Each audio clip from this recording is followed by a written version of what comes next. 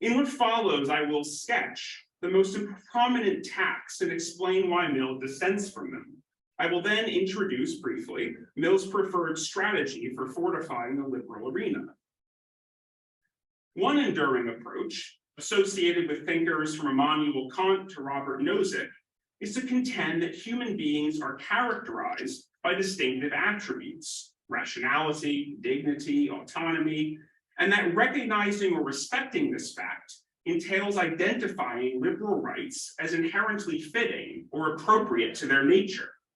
There are some things you just cannot do to an individual without denying or devaluing their humanity, and to infringe the freedom intrinsic to or expressive of their very nature is marked out as one of them. The issue Mill takes with this tack is simple. Mill agrees that human beings are characterized by distinctive attributes, what he dubs the higher faculties, intellect, will, imagination, feeling. But Mill also argues that our higher faculties have an ultimate object, end, telos, namely human happiness or flourishing. That is, we might say, the full flowering of the individual, the ever more virtuous, ever more perfect, robust, adaptable exercise of our higher faculties and cultivation of our commonly human but irreducibly unique nature in accordance with a varied, harmonious range of higher, characteristically human goods and activities. Mill's summum bonum is the ideal perfection of human nature, as he puts it in On Liberty, which is realized in part by cultivating and calling forth all that is individual in us. Thus, far from debasing our humanity, nothing which serves happiness can be anything but a veritable humanism. So, if it were definite that happiness better thrives under an illiberal regime, then the jig is up. And On Liberty, Mill accepts the apparent risk. I forego any advantage which could be derived to my argument from the idea of abstract right as a thing independent of utility in the largest sense, grounded on the permanent interests of man as a progressive being. Another prevalent approach, associated with thinkers from John Locke to John Rawls, is what is known as social contract theory. For Locke, political authority is naturally limited by the constitutional mandate of the governed, which originates as a solution to the several dangers and inconveniencies of pre-civic life, of life in the state of nature, and which thus does not otherwise legitimately extend to interfering or meddling with, only to securing, our natural rights to life, liberty, and property. And for Rawls, a just society is one that is constituted by, quote, the principles that free and rational persons concerned to further their own interests would accept in an initial position of equality. In short, what principles for society would you select as a self-interested party if you were to be randomly dropped into society, in a random place and situation, in a random class, with an unknown breadth and depth of qualities and talents? Well, Rawls thinks you'd readily decree a principle of maximal equal liberty. Quote, each person is to have an equal right to the most extensive total system of equal basic liberties, compatible with a similar system of liberty for all, end quote. Against the Lockean view, Mill declares that society is not founded on a contract.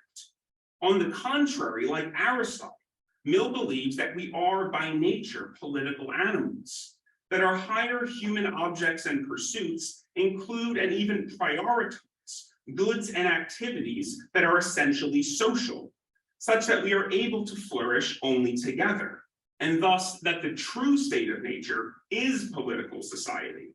As Mill writes in his essay Utilitarianism, the social state is at once so natural, so necessary, and so habitual to man that except in some unusual circumstances, or by an effort of voluntary abstraction, to wit, social contract theory, he never conceives himself otherwise than as a member of a body.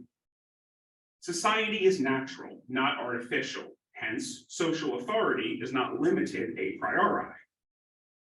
And against the Rawlsian view, Mill would argue again that any governing principle must ultimately pass before the final bar of ethical judgment, the good of human happiness. selecting principles of justice on the basis of self-interested prudence makes sense only to the extent that the good life is a matter of self-interested prudence. And it just so happens that there is some traction here with Mill. For Mill, we are not only social beings who by nature need and value community and sociality, but also moral beings who by nature, once cultivated, seek to do or refrain from doing whatever an impartial regard for the happiness of others demands, which corresponds for Mill to a kind of enlightened self-interest. However, the point critiquing Rawls is that his contractual rule of maximal equal liberty is unamendable only if it's unassailable by the standard of human happiness. Rawls wants to table such speculations and construct a theory that's neutral with respect to the good. And yet, if this is a logical non-starter, as many Rawls critics have argued, and if Mill provides a plausible, if not compelling, account of the good life, one which is no more comprehensive or controversial, albeit richer, than Rawls's appeal to a life rooted in prudential self-interest, then we are still left wondering how anything like a sphere of basic liberties can be philosophically justified. The final approach, associated with thinkers like Jeremy Bentham, and rightly or wrongly, John Stuart Mill, is consequentialism, or its most famous version, classical utilitarianism, the doctrine which sees the maximization of the general or overall happiness, defined as pleasure, to be the proper and only end of individual conduct and social organization. The core idea here, then, is that liberal rights as rules or norms are instrumentally invaluable. A society that guarantees a sufficient sphere of individual freedom will consequently reap the benefits, progress, pleasure, an indispensable sense of security, in short, the greatest aggregate utility. Bentham even argues that being denied liberty is itself painful. Quote, every restraint imposed upon liberty is liable to be followed by a natural feeling of pain, more or less great, independent of an infinite variety of inconveniences and sufferings which may result from the particular mode of this restraint, unquote. Now, Mill is a utilitarian. He regards utility or the general happiness as the ultimate standard for all socio-political practices, values, and institutions. However, I would argue that Mill's defense of the basic liberties is not consequentialist, and that Mill, in fact, opposes Bentham and anything that can be reduced to maximizing pleasure. Mill's central fundamental defense of his basic liberties, the bottom of the barrel defense, is that they are constitutive of human happiness. Their engagement is the very soul and substance of the good life. Happiness is not an additional, extra, further thing you get by exercising your intellectual or ethical liberty. Exercising your intellectual or ethical liberty in an intentional, active, meaningful manner is indistinguishable from happiness itself. And indeed, the pleasure we derive from such activity conveys the exact same story. What Mill famously, or to some infamously, calls the higher pleasures in his difficult little treatise Utilitarianism are those feelings that supervene on our human activity. We take pleasure not from, but in such activity by virtue of its intrinsic value. The basic liberties aren't means unto an end. The exercise they provide constitutes the end in question. And what makes these liberties thick for Mill, what renders them philosophically resilient against infraction, is that they cannot be violated except arbitrarily. This is most definitely not to imply that a particular infringement of intellectual or ethical liberty might not look, sound, smell, and taste eminently reasonable, intelligible, even obvious or needful. On the contrary, this is to observe that every violation of liberty implies a rule of violation, and that a rule of violation which logically excludes its own limitation and which divides the world by fiat between those who have the authority to decide a question and those who do not is necessarily despotic in nature. Again, take individual intellectual liberty. As Mill argues in the second chapter of On Liberty, The would-be violators of intellectual liberty tend to justify the quashing of an opinion or the silencing of a speaker for two key reasons, because the speaker's opinion is either false or pernicious. But notice, immediately by extension, the speaker is prevented from contesting this accusation. For if the initial violation holds, then any contestation is presumptively either false or pernicious as well. Obviously, there has never been and never will be any shortage of false and pernicious opinions. But Mill carefully avoids Bentham's myopic tendency to calculate the consequences moment by moment, situation by situation. What Mill understands is that conceding the power to violate liberty in one specific case, even rightly in that case, is conceding the power, period. And if abuse of the power is protected by the power, as it is in the case of violating intellectual liberty, then the power held is inherently despotic. Likewise, those who would silence an opinion are laying claim to the authority, as Mill says, to decide the question of truth or utility for all mankind. However, it is only through discussion, debate, deliberation, the very process that is nullified, that they could demonstrate the good sense of what they would do, namely interfering, had they the authority to do so. But to do so is nothing less than despotism. As Mill writes, there are no determinable and universal marks by which wisdom is to be known. To whom will you give the power of determining what men are the most enlightened? And again, he says, it is obvious that there is no certain and universal rule for determining whether an opinion is useful or pernicious, and that if any person be authorized to decide, unfettered by such a rule, that person is a despot. Arbitrary power is bad enough, given the risk it poses of oppression, tyranny. However, what makes the despotic violation of the basic liberties so truly alarming for Mill in On Liberty is that there thus arises the specter of arbitrary power, ever hovering, ever watching. For Mill, there is no graver threat to the free activity that would otherwise make for a flourishing society. There's lots more to say, but I hope I've laid out in a few brief sketches how Mill relates to the core approaches toward defending that most basic liberal commitment to an inviolable circle of liberty, and the nuanced, potent alternative that Mill offers. Thank you.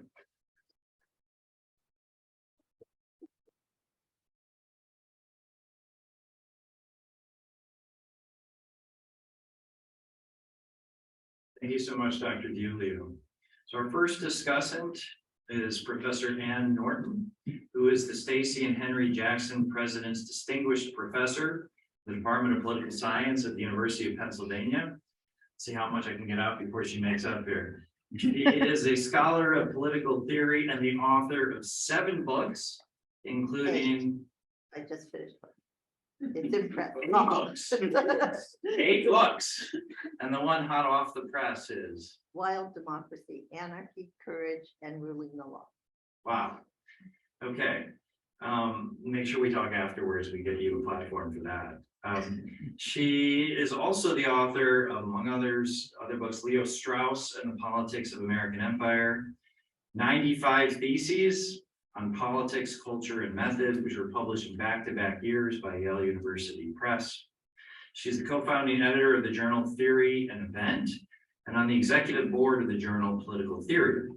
She also serves on the board, this is something we spoke about when you just arrived, the Bridge Initiative of the Center for Muslim Christian Understanding at Georgetown University. Her present work, which I understand was just finished, concerns problems of property and democracy. And after completing her PhD at the University of Chicago, Norton taught at Notre Dame, Princeton, and the University of Texas before coming to Penn. So please join me in welcoming them.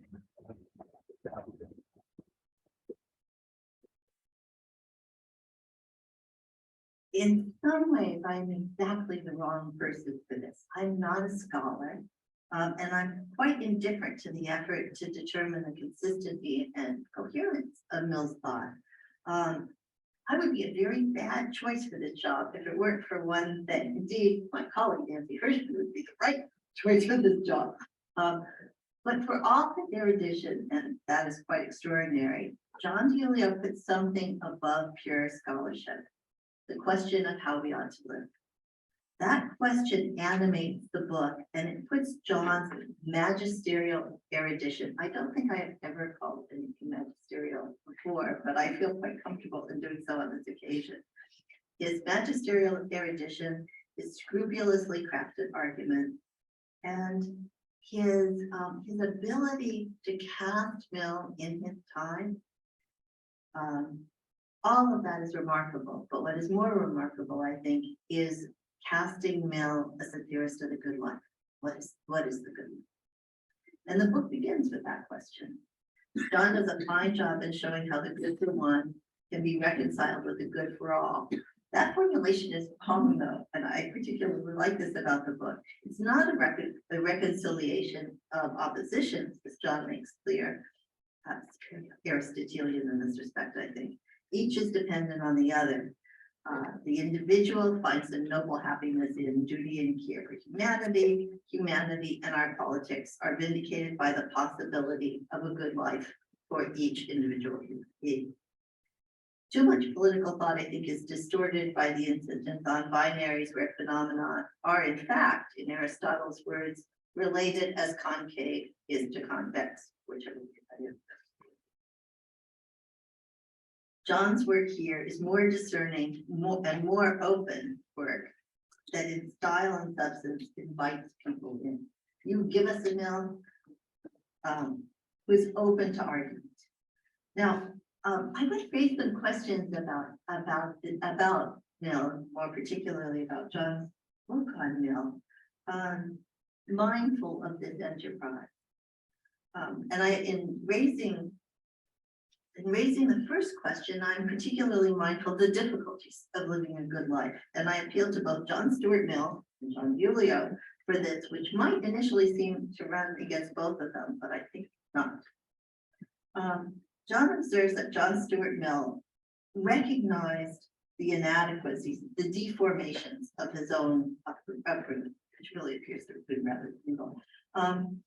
Principally that this awakened in him a recognition of goods that were neglected by the utilitarians, notably beauty.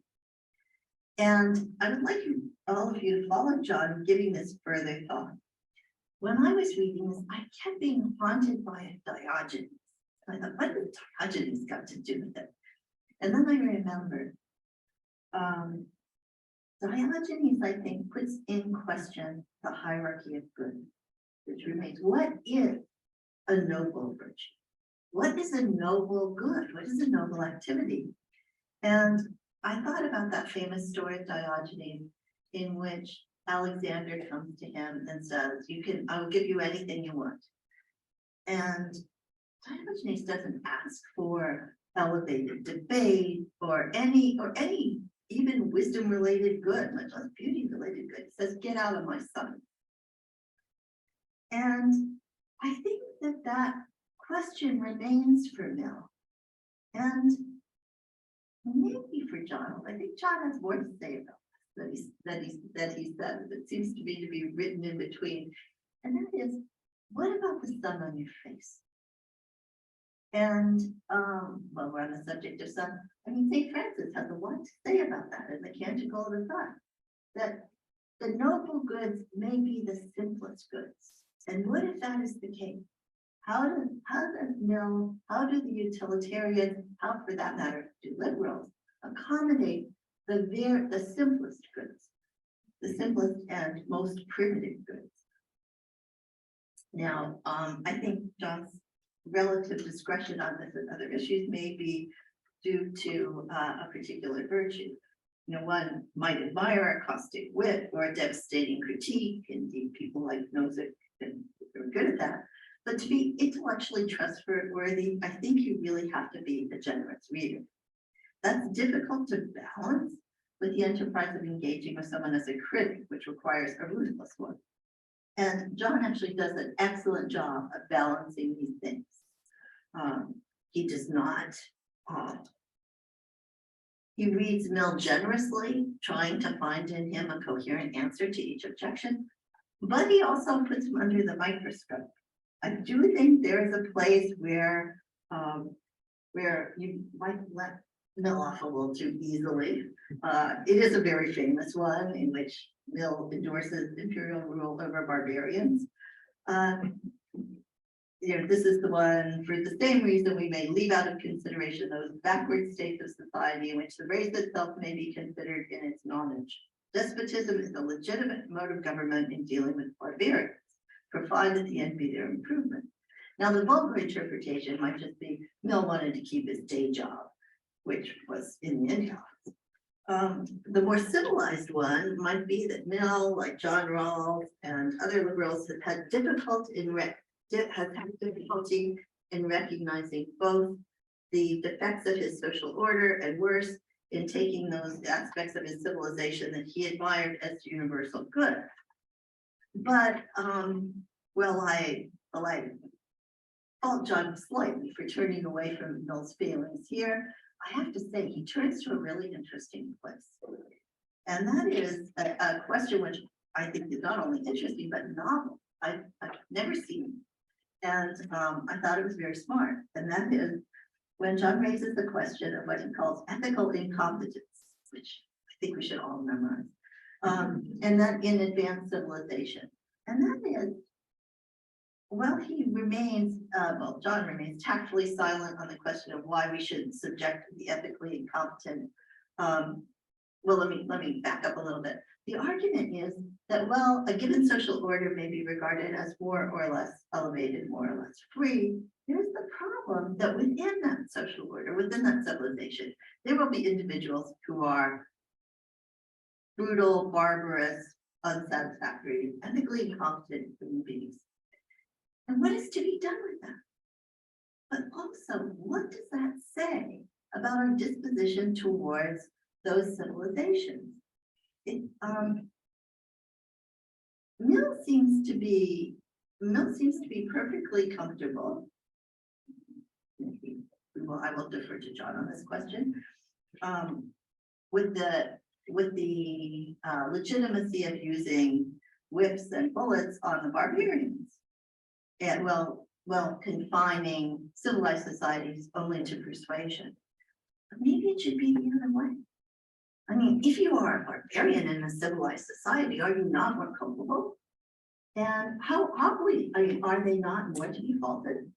And if you are an Akbar, or even better, a resistant to Akbar in a less free, more constrained society, aren't you more to be commended? And shouldn't you be more fully accommodated? I mean, how are we to think about this?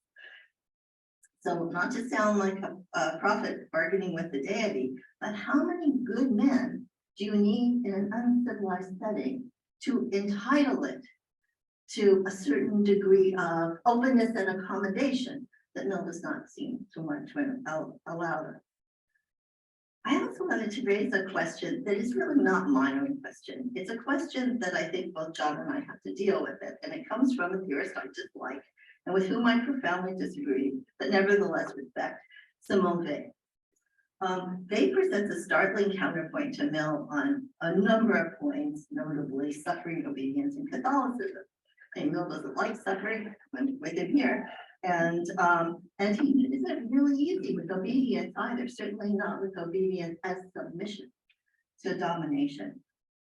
And he's not a Catholic, all of those things.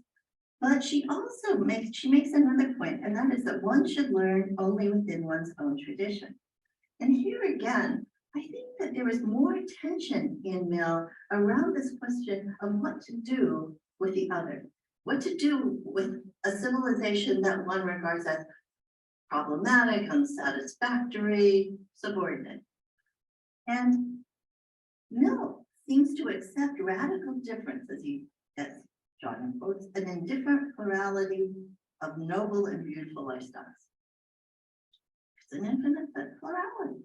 But what are we to do with them? Are we, as Simone Weil says, you have to remain in the one you were born into, leaving aside the possibility you might live 2 or 3 or live in 1. Anyway, and that seems so counter to Simone Weil, but also to this notion that civilization can be parsed out and placed in a hierarchy. Rather, they might be quite broken up. And that the acceptance of an indefinite plurality of noble and beautiful lifestyles seems to me to open the possibility that you might pick and choose.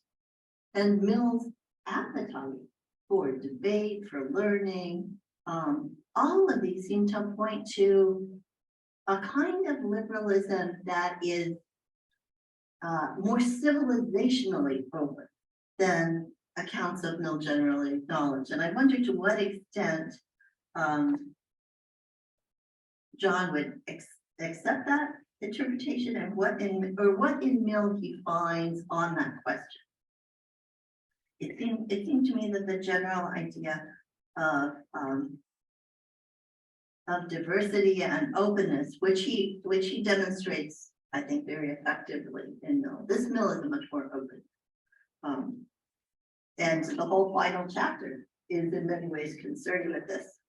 But I would like to hear John talk more about that. About what about the plurality within? And I always need to check right, but it's better for you to have more time to talk than me. So I will leave out the question of economic inequality. I think people either write about what they love or what they hate. Henry Adams on John Randolph, for example. Like John, I write about what I love.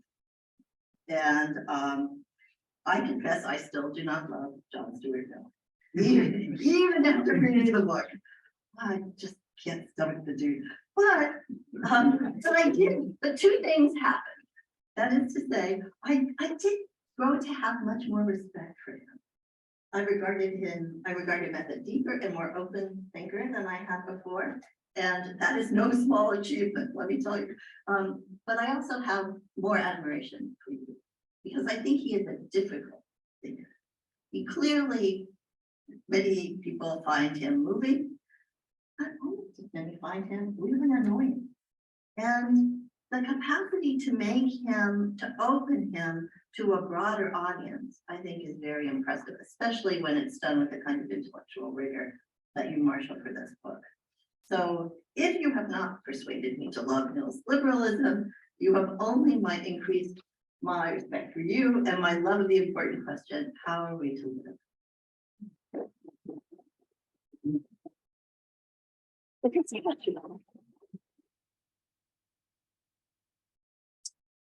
Great. Thank you so much, Professor Norton. Our second and final discussant is here with us, Professor Roger Smith, who is the Christopher H. Browne Distinguished Professor of Political Science. His writings have received numerous awards, including things like being a finalist for the Pulitzer Prize, and several awards from the American Political Science Association, the Organization of American Historians, and the Social Science History Association. He was elected as an American Academy of Arts and Sciences Fellow in 2004. Recent publications include Still a House Divided, Race and Politics in Obama's America, also published by Princeton University Press, and Political Peoplehood, the Roles of Values, Interests, and Identities. Professor Smith was elected to the American Philosophical Society in 2014 and served as president of the American Political Science Association. He founded the Penn Program on Democracy, Citizenship, and Constitutionalism in 2006, and was its first director for its first decade before it became the Andrea Mitchell Center for the Study of Democracy, whose co-sponsorship they have. So please join me in welcoming Professor Roger Smith. Thank you. Can everyone hear me? I can see you, so just wave your hand. So I'll begin. As we've heard, Completely Free is an ambitious book, especially for a young scholar, but really for any scholar. And it is largely successful in its ambitions. In my comments, I want to indicate what I see as so admirable about this achievement, but I'm entitling them completing completely free, because my main point is that after this Anscombe book, John Peter's next mission, should he decide to accept it, is to show that Mill's philosophy as he expounds it here can be developed and applied in ways that respond to critiques of Mill's that are not the topic of this book. The critics would say this is a mission impossible, but whether or not that proves to be the case, it's a movie I'd like to see. As John indicated, the ambitious task that he sets for himself is to show against many challengers that John Stuart Mill's philosophy is, internally at least, a coherent, consistent whole. John is concerned to show first that Mill has a defensively utilitarian, if, as he puts it, supra-hedonic theory of what is valuable in human life. Second, that this value theory generates a means of deciding what is moral, what is right and good to do, and what is not. Third, that this moral theory generates standards of justice and concepts of rights that a legitimate state can legitimately enforce. And fourth, that these principles mean that legitimate states must be republics dedicated to securing freedom, understood as non-domination.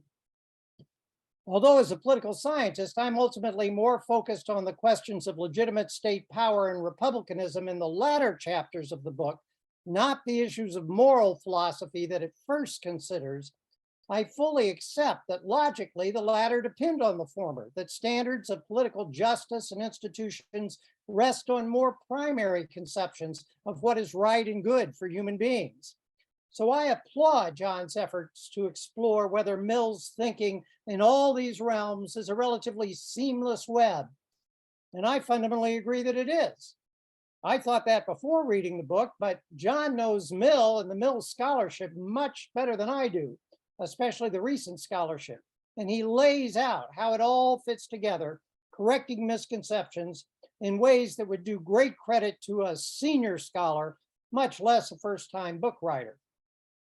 John presents Mill's theory of values as resting on the recognition that most of the evidently most competent human beings who have experienced a range of human desires and pleasures recognize that some pleasures are higher than others, and the highest ones are those that arise in the pursuit of ideals of individual self-development, wisdom, benevolence, impartiality, nobility, and more, all of which constitute human flourishing. To lead a flourishing life and to contribute to the flourishing of others is to lead a happy life, just as utilitarianism recommends. The grounding of Mill's theory of values, then, is in the predominant judgments of the most competent human beings discernible in humanity's past and present about what is truly most desirable. I'll come back to that. How do we use this theory of values to decide what's moral, what's right and good to do? Here, John suggests, more than any other interpreter of Mill that I've seen, that Mill builds on the Scottish Enlightenment's philosophers' notions of an impartial spectator. He argues that for Mill, making a moral judgment means seeking to enter into the desires of everyone involved in a particular situation, and then giving equal weight to at least the higher desires of all in impartial fashion in order to decide what the moral course of action is in that situation. The moral course of action is what maximizes the fulfillment of the higher desires of all to the greatest degree possible.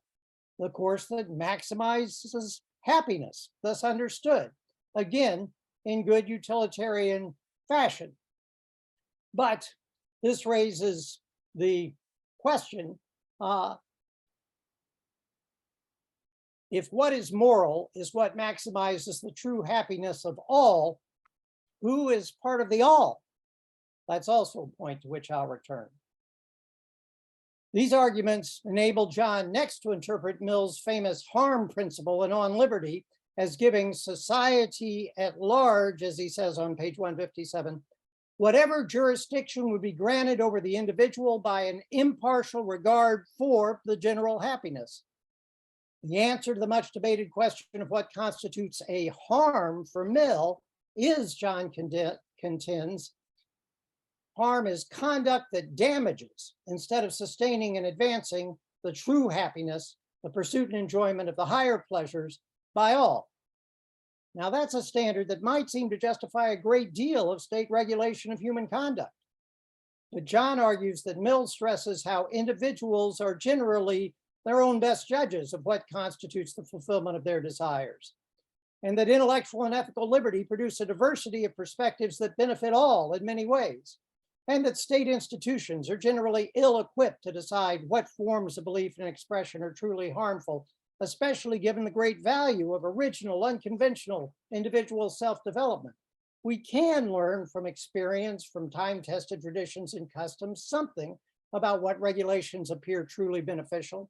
But given the social psychological pressures to conform, our thumbs should be on the scale against repressing potentially valuable distinctiveness. Furthermore, inspired by Philip Pettit, John argues that Mill's vision of human flourishing requires a state structured to combat both vertical forms of human domination, as when a husband or a despot can arbitrarily control and constrain the individual's self-development, the pursuit of the highest desires and pleasures of a wife or a subject, and also horizontal forms of domination, when democratic majorities similarly intrude on the basic rights of thought, expression, and self-development of minorities. Mill's philosophy therefore endorses republican states devoted to non-domination, providing a significant measure of popular self-governance that is nonetheless constrained by protection of the basic liberties for all, as defined by what is needed for human flourishing, as Mill's theory of value defines human flourishing. That's the seamless web. So, what are the worries I want to raise? As Anne has noted, Mill has long been castigated for his active role in British imperial rule of India. And he does famously or infamously say in On Liberty that despotism is a legitimate mode of government when dealing with barbarians, provided the end be their improvement and the means justified by actually effecting that end. John says he's not seeking in this book either to attack or defend this position, though he suggests at least a partial defense is conceivable, given Mill's insistence that the end be their improvement. The rub here is, what constitutes their improvement and who decides? Again, on John's account, Mill's theories of value and of morality provide the answers. Improvement is defined by progress in perceiving, pursuing, and experiencing the higher pleasures that constitute true human flourishing as judged by the preponderance of competent persons in human history. The moral means to achieve improvement are judged by considering impartially what will work to maximize the higher desires and pleasures of all. Mill does look in part to time-tested traditions and customs and historic experiences in making these judgments, but he also looks to contemporary improvements in knowledge to decide who is competent and to decide what means will work well to maximize happiness, thus understood. But did he look far enough? And more importantly, can we use his methods, his philosophy, to look farther productively? I think when we consider not only Mill's work in British imperialism, but also his endorsement of extra votes for the most educated via Britain's class-biased educational institutions, as well as other features of his thought, it is hard to deny the objection that he really looked to the customs and traditions only of European societies, that he disregarded as immature or primitive the desires of many of those whose governance he supported, and that he rejected as ideals not worthy of pursuit all those cultural perspectives in a wide range of societies that did not understand wisdom, impartiality, benevolence, nobility, and other ideals as he did. The external charge against him, regardless of his internal consistency, is that his application of his philosophy was ethnocentric in ways that defined human flourishing too narrowly and that justified forms of domination allegedly for the improvement of all, but really for the forced cultural assimilation of all. But even if those charges can be sustained against Mill himself, it's possible that his philosophy, as John delineates it, can be better applied. What happens if we expand the range of those we deem competent to judge higher and lower pleasures? if we include the leading sages of a wide variety of historical communities and cultural traditions, some who valued what Anne has called the simple goods. We might arrive at a different, more expansive, yet still not open-ended account of the pursuits that contribute to human flourishing.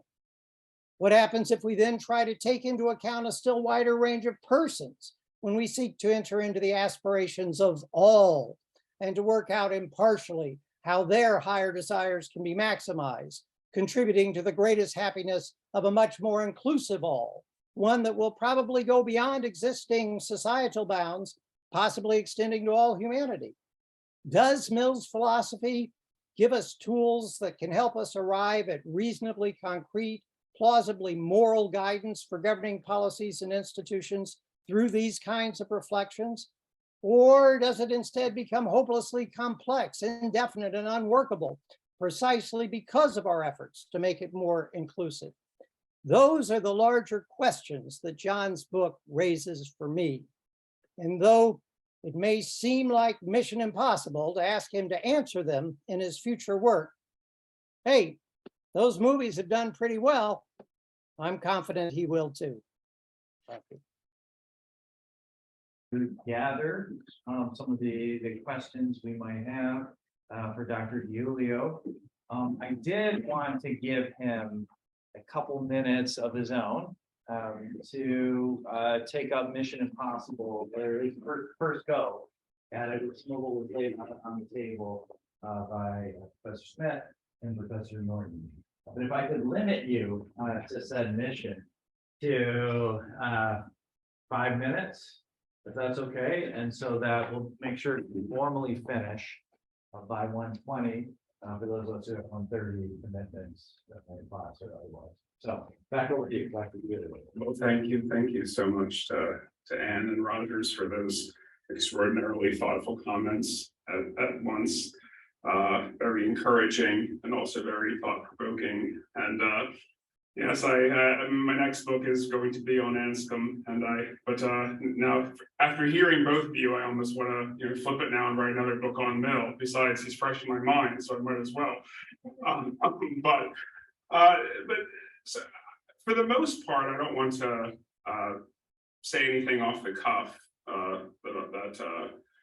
without thinking it through, because I think the questions raised are deep and deeply important and run right up against some of the fractions, tensions in Mill's work.